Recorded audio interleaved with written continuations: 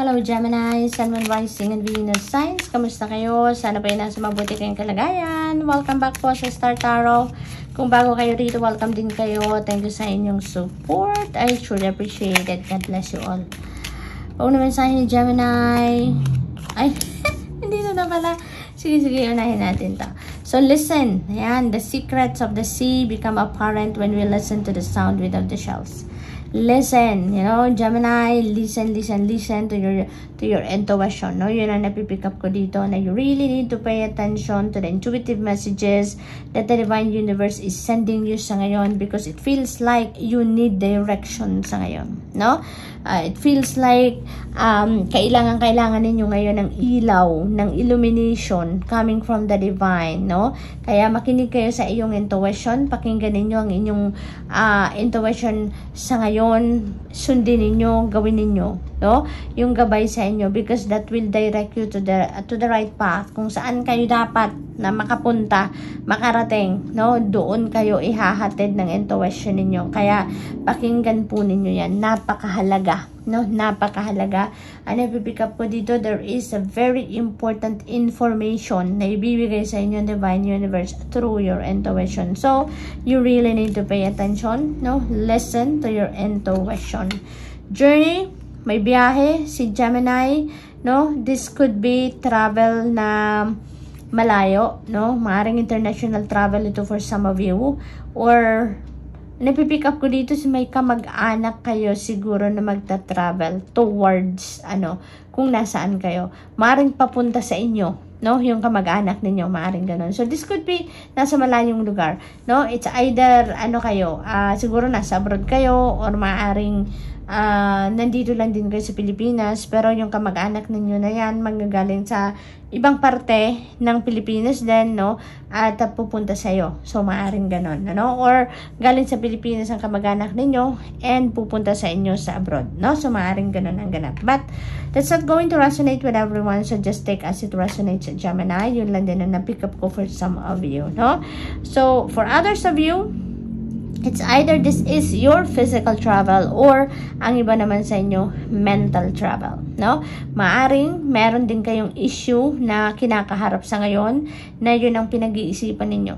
Yun ang subject, kumbaga, ng pag-iisip ninyo ng malalim, malayo nararating ng inyong iniisip, yung gano'n, no? Siguro na may problema kayo, may mga worries kayo, maaaring gano'n. That's why you need direction right now. You need divine guidance, no? Kaya kailangan ninyong pakinggan, no? Kaya kayo pinapadalhan din ng mga intuitive messages, dahil kailangan ninyo sa inyong sitwasyon sa ngayon. Okay? We have opportunity. Ayan. So, may mga opportunity na parating sa inyo, no? So, that could be in different areas of life, but definitely there is an opportunity na parating. So, take advantage of that, no? Wild, believe in your otherly beauty, dance with the waves, and drink in the sunshine. Ayan. So, magpaka-wild kayo ngayon, ano? Hindi yung pick up ko dito na pagiging wild na to, maaring meron kayong mga hidden parts of yourself, no? Mga siguro mga qualities ninyo, or maybe mga talents ninyo or gifts ninyo na hindi pa alam ng ibang tao, yung hindi ninyo ma-share, no? Maaring for some reason siguro kinakahiya ninyo, or hindi kayo confident about it, or siguro nahihiya kayo, maaring ganon. So now parang iniimbitahan kayo dito na for once, no? I-embrace ninyo yan at ilabas ninyo yan, no? Yung ganon, i-share ninyo yan sa ibang tao sa ngayon, ano? Yung parang ganon. So, that's not going to resonate also with everyone, so just take as it resonates, Gemini, okay? Tingnan natin ang mga ganap for you. Sexuality, existing relationships could find a new passion and heightened sexual attraction. So, siguro mas magiging close pa kayo, mas magiging passionate pa kayo dito ng inyong person, no? So, mas kayo ngayon, mas magiging sexually attracted, no? Kayo lalo, no? Sa inyong person sa ngayon. Opportunities for marriage and good family life are strong, but if single, beware of temptation that could lead to trouble. Ayan. So, maaring may mga sitwasyon dito, ang iba sa inyo dito, no, na singles, na siguro matitempt kayo to do something na hindi normal, no, maaring ganon.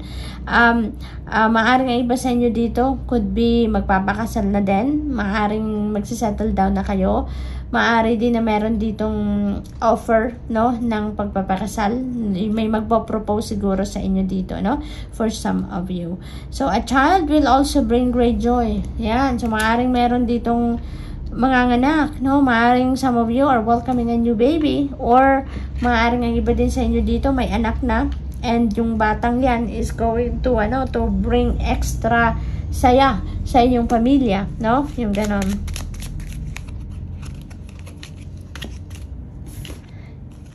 Travel uli. Travel journey.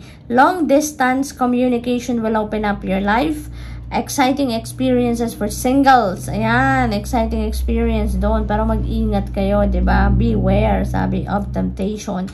So, experiences for singles and career advancement for others. Ayan. So, ang daming opportunities dito na parating sa inyo. An opportunity to travel, an opportunity to meet someone new, you know, a love interest, maaaring ganon, an opportunity to marry, you know, ang daming opportunity, career advancement, no? So, depende sa inyong sitwasyon, ano, dito. Maaring lahat ng yan ay maaring mangyari sa isang tao, or maaring iba-iba, di ba, ang inyong sitwasyon. So, good luck dyan sa inyong pagbabiyahe din, ha? Gemini, mag-iingat po kayo. Twists and turns. Carefully made plans could be thrown out the window as major changes and interruptions surround you. Ayan. So, maaaring may mga konkreto na kayong plano para sa kung ano man, aparte ng buhay ninyo yan. And maybe may mga maaring may mga bagong sitwasyon na mangyayari, may mga unexpected circumstances na maaring mag-unfold, kaya maaring maisantabi ninyo muna yung plano ninyo, and because kung ano yung bagong dadating, maaring yun ang kailangan ninyong i-prioritize, no? So, maaring ganon. So, maaring yung dati ninyong plano, yung original ninyong plano would be doon muna, garahe muna siya sa back burner, and then you're going to focus on what is happening right now. Or, maaari din naman na totally, yung plano ninyong dati, talagang ma-disregard na siya totally. Dahil maaring mag-come up kayo with a new plan dito, or new ideas dito, na yan ang kailangan ninyong gawin na, no? So, maaring ganun ang ganap dito for some of you. So, make sure na magpahinga kayo, kasi maaring ma-overwhelm kayo sa mga pagbabagong ito, sa mga distractions, no, na maaring mangyayari dito. Kaya you need to be ready. You need to be physically fit, mentally ready, mentally fit, ganon, no, para handa kayo, makakapag-adjust kayo ng mas mabilis, makakapag-adapt kayo sa bagong sitwasyon or sa bigla-biglang mga pagbabago, no?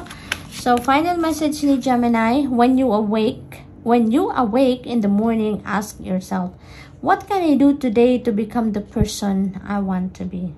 Ayan. So, something to think about, no? Pagkagising niyo. So, Gemini, that's all I have for you for today. Thank you for watching. Love and light. Namaste. Hello, Libra, Sun, Moon, Rising, and Venus signs. Kamusta kayo? Sana po nasa mabuti kayong kalagayan. Welcome back po sa Star Tarot. Kung bago kayo rito, welcome din kayo. Thank you sa inyong support. I truly appreciate it. God bless you all po. Okay, so optimism. After each rainstorm, there will be clear skies. Kaya be optimistic, no? Wag ninyong kakaligtaan maging optimistic in any kind of situation, no? Dahil alalahanin lang natin lagi, no? After the rain, diba? May rainbow laging lumalabas. So may kasabihan nga, there's always a rainbow after the rain. Kaya let's always be optimistic. Kahit may mga challenges sa buhay, kahit may mga obstacles tayong na-encounter sa buhay, be optimistic. Dahil alam naman natin na matatapos din yan. Alam naman natin na lahat ng problema may kasagutan, lahat ng obstacle merong malalampasan natin. Kaya remain to be optimistic, always remain to be positive, no? Kasi kapag ganun din ang attitude ninyo, pag may positive attitude kayo, positive mindset kayo lagi, no? Mas mabilis ninyong masusolve ang kahit anumang problema. Mas mabilis ninyong mahahanapan ng solusyon ang kahit anumang challenges sa buhay, no? Kaya be optimistic, practice positive attitude, no? Lagi. Voyage, may travel si Libra. Kaya mag-iingat po kayo sa travel ninyo.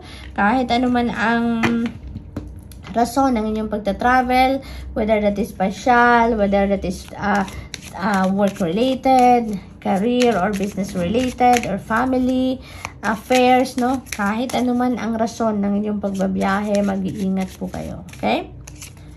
We have flow. Let your worries drift away. Ayan. And just be in the flow of life, no?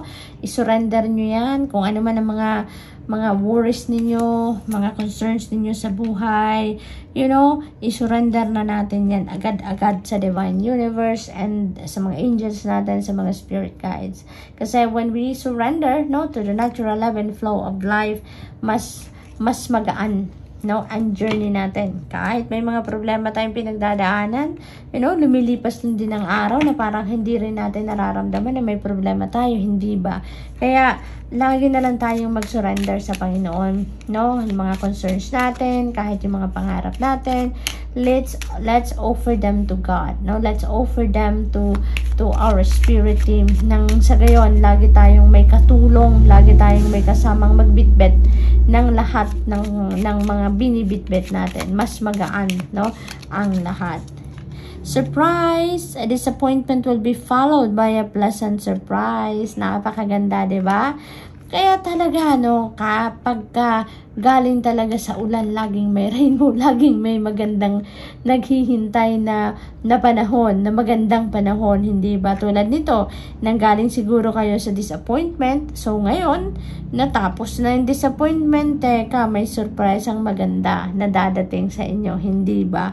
An invitation could bring love to those searching as well. So, maaaring for all the singles naman sa inyo dito, for some of the singles sa inyo dito, Libra, maaaring meron kayong matanggap din na invitation for social gathering, no? At maaaring kung naghahanap kayo ng bagong pag-ibig, no? Maaaring dyan ninyo mahanap, no? Or makilala yung inyong potential na love interest. So, good luck po. Nature. Interact with nature in the outdoors, around animals, farmlands, or by the ocean. This will be good for your soul and healing for you. Ayan, napakaganda. May panawagan din sa inyo dito, no? To spend time with nature, no? Lalo-lalo na sa mga body of water, surrounding animals, yung mga ganon, no? Kung safe kayo, may access kayo sa mga ganito, then go for it as long as you will be safe, no? Lagi ninyong iisipin ang safety ninyo, Libra, no? At saka, very healing kasi, no? When you surround yourself with nature spirits, ay nako, that is very therapeutic, that's very healing, very relaxing, very rejuvenating. And maaaring yan ang kailangan ninyo sa ngayon, no? Maaaring yung sitwasyon ninyo sa ngayon ay yan ang kailangan. Na makapag-rejuvenate kayo, makapag-relax kayo, makapag-heal kayo with the help of the nature spirits.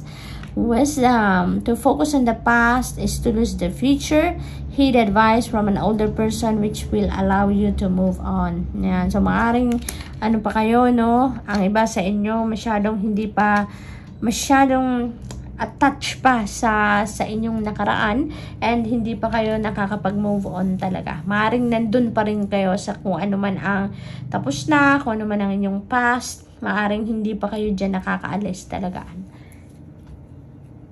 Kaya maaaring may makausap kayo dito or siguro maghihingi kayo ng advice din talaga, no, sa mentor ninyo or sa mga kaibigan ninyo, no, someone na matured na, a person of wisdom, no, siguro ang makakapagpabago ng inyong mindset dito, no, makakapagpabago ng inyong desisyon. So, final message ni Libra, God created you with special talents and gifts. Embrace your uniqueness. You are extraordinary. Napakaganda. So Libra, that's all I have for you for today. Thank you for watching. Love and light. Namaste. Hello Aquarius, Sun, Moon, Rising, and Venus signs. Kamusta kayo? Sana po nasa mabuti kayong kalagayan. Welcome back po sa Star Tarot. Kung bago kayo rito, welcome din kayo. Thank you sa inyong support.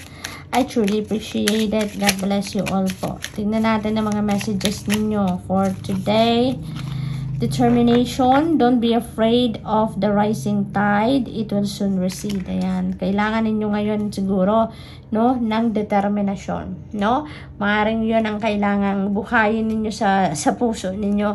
Maging determinado kayo sa kung ano man ang balak ninyo sa buhay, ano man ang mga plano ninyo, ano man ang mga gusto ninyong gawin, no? Be determined, no? Yung ganon. So, what else? We have strength. Ayan. Stay afloat and feel steady and calm. Siguro, Aquarius, no, nasa ano kayo ngayon, sitwasyon we're in, siguro nagpo-procrastinate kayo, no? Or maaaring napaghihinaan kayo ng loob, no? Kulang kayo siguro ng self-confidence at this time, maaaring ganon. Kaya ito mga mensahe sa inyo, be determined and buhayin ninyo yung inyong strength, yung inyong inner strength, lakasan ninyo ang inyong loob. Alalahanin ninyo, Aquarius, no, na you have all it takes to be successful. You have all it takes, no, para magawa ninyo ng paraan at yung mga pangarap ninyo, yung mga goals ninyo ay matutupad ninyo, maisa sa katuparan ninyo ang mga yan. You just need to believe in yourself as well, no? Activate your strength, your inner strength and your courage. Be determined, no? At instead na panghinaan kayo ng loob, nako, maging determinado na lang kayo. Maging focus kayo doon sa kung ano ang gusto ninyong mangyari, no? Alalahanin ninyo na meron kayong talent, meron kayong skill, meron kayong gifts, no? Na binigay sa inyo ng Divine Universe, and use that. Take advantage of that. Yun ang gamitin ninyo para kayo ay magtagumpay.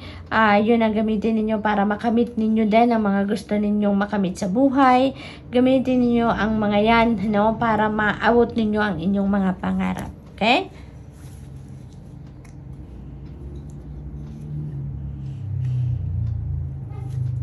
So, what else? Voyage. Ayan. So, may travel kayo dito, no? Maaring yan ay travel over water, no? So, maaring yan ay trabaho. Maaring yan ay related sa pasyal, or maaring magbibisita kayo sa inyong pamilya, no? Sa inyong mga kamag-anak, mga ganon. We have tough and trying times. Tough times ahead. Think long term and make decisions accordingly. Avoid negative people at all cost. Ayan.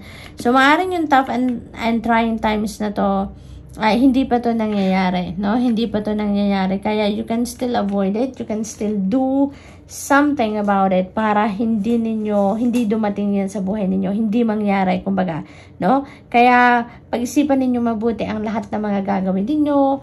Ma-avoid nyo pa yung mga ganyang sitwasyon. Kung magiging aware kayo, lagi ninyong pag-iisipang mabuti kung ano man ang inyong mga magiging desisyon, kung ano man ang mga gagawin ninyo, no? Anong mga steps ang gagawin ninyo, papaano ninyo ina-navigate ang inyong mga sitwasyon at this time, no? Kung mag-ingat kayo, pag-isipan mabuti every step na gagawin ninyo, no? And maaring ma-avoid ninyo kung ano man ang mga tough times na yan, no? At isa pa, surround yourself with positive thinking people. Surround yourself with happy people, at saka yung magaganda lang ang aura, magaganda lang ang vibes, no? Dahil makakatulong din yan sa'yo na maging positibo din ang ma-attract ninyong energy dahil you are surrounded also with positivity, no?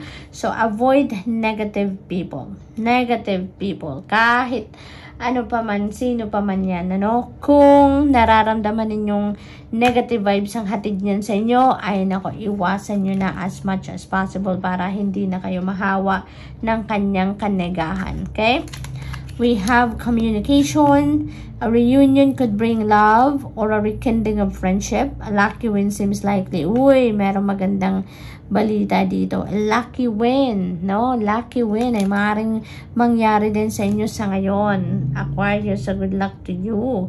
Maaari din, may mga social gathering kayong pupuntahan, may mga reunion, at dyan sa reunion na yan ay maaaring magkita kayong muli, no? Ng inyong mga ex, mga ex boyfriend or girlfriend siguro, or maaaring ex na kaibigan ninyo. So ngayon maaaring magkausap muli kayo at ma-miss ninyong isa't isa. So maaaring mag-rekindle kayo ng inyong mga naputol na relationship.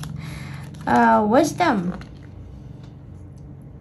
To focus on the past is to lose the future. Heed advice from an older person which will allow you to move on. Ayan, si Aquarius, parang ang iba sa inyo dito, Aquarius, hindi pa kayo nakakaalis doon sa ano ninyo, sa past, no? Sa past relationship siguro ninyo. Lagi pa rin kayong parang hindi pa kayo nakaka-move on, yun. Parang hindi kayo nakaka-move on pa from that situation. Maaring yan pa rin ang nag-i-influensya sa buhay ninyo sa ngayon, ang inyong nakaraan, no? Masyado pa kayong attached doon sa kung ano ang tapos na, no? Kaya siguro sa pakikipag-usap ninyo ngayon sa mga kaibigan ninyo or magulang ninyo or kung sino man, ano, ang ka-close ninyo at pinagkakatiwalaan ninyo ng kwento ng buhay ninyo, maaring mapag-advisean ka ngayon, mabigyan ka ngayon ng sage advice, no? And maaring yun ang pagpabago ng inyong mindset sa ngayon. Maaring yun ang makakakumbinsi sa iyo na tama na, no? Tama na. Tapos na yun, wala na tayong magagawa doon, no? Wala ka ng kapangyarihan over that. Dahil parte na lang yun ng inyong nakaraan, no? So maaaring mabago dito ang inyong ang inyong sitwasyon, mabago din ang inyong kaisipan, no? So final message ninyo, don't rely on other people to inspire you and motivate you. You have to want it enough to make it happen for yourself. Ayan. So kailangan nyo talagang maging determinado, kailangan ninyong buhayin ng inyong inner strength at mag-focus kayo sa kung ano man ang mga gusto ninyong gawin dito, no? You really need to want it para talagang makapag ano kayo, decision talaga kayo kung ano yung gusto ninyong gawin or papaano ninyo makukuha or maa-attain ang kung ano man ang gusto ninyong ma-achieve din sa buhay ninyo. So you really need to want it, diba? Para mag-effort kayo ng extra. So good luck Aquarius, thank you for watching. Love and light. Namaste.